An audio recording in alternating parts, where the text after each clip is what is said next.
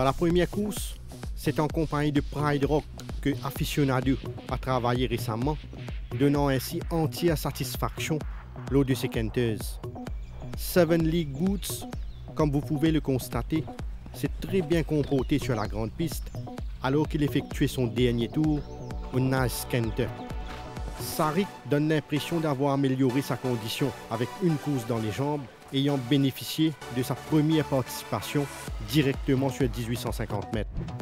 Dans la deuxième course, admirez ce Sierra Redwood qui a démontré un gros potentiel lors de ses workouts, ce qui est une indication de sa constante progression. Without a Doubt a été l'auteur d'un travail très intéressant basé sur 3 tours, démontrant son net regain de forme. Gold Medalist a bénéficié d'une longue préparation et il affiche une forme appréciable pour débuter sa campagne mauricienne. Dans la troisième course, Glenn Coco, que vous pouvez suivre au Light Canter, a encore progressé et il est vraiment dans une forme splendide actuellement. Chris Crossman n'a pas souffert de sa dernière course et il a maintenu pratiquement une forme stable, étant déjà à son meilleur niveau.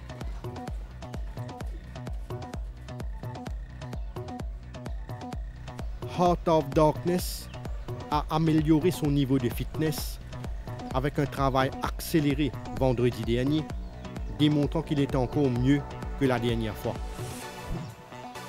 Dans la quatrième course, Howard Jet a été entraîné avec beaucoup de soin et il a bien assimilé son travail, améliorant constamment sa condition. Bug s'est très bien adapté à son nouveau mode d'entraînement et il est vraiment dans une superbe forme actuellement.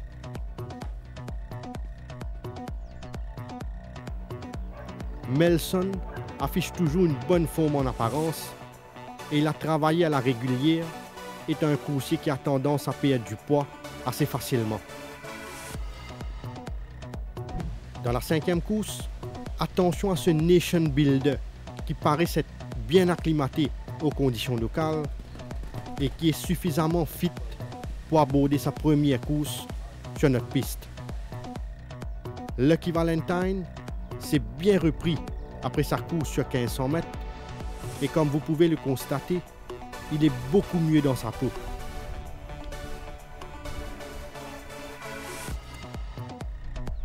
Entrée n'a effectué que des séances d'entretien à Floréal et il affiche une forme stable depuis sa dernière sortie.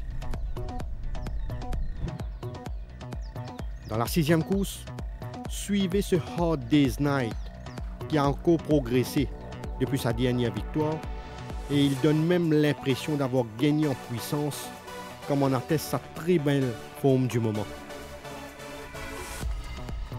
L'entourage de Paladin se montre très patient avec lui et c'est un coursier qui a été bien ménagé et dont les progrès sont visibles par rapport à la dernière fois.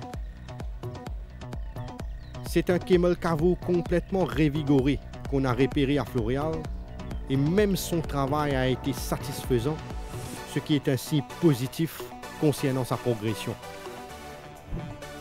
Dans la septième course, Declarator a profité de l'environnement de Floréal pour parfaire sa condition et il a bien assimilé son travail par rapport à sa bonne santé du moment. La forme de Chop Trap est plus ou moins la même qu'à sa dernière sortie et il ne s'est contenté que des séances de maintenance au cours de ces 2 dernières semaines. Kimberly a bénéficié pleinement de son séjour à Floréal, ce qui lui a permis de préserver l'essentiel au niveau de sa condition physique.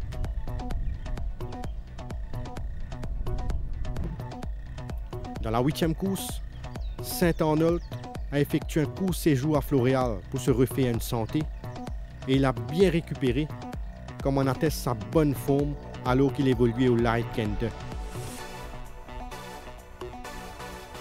Newsman est définitivement un coursier qui a accompli de gros progrès, qui ne cesse de gagner en maturité au fil de ses séances d'entraînement.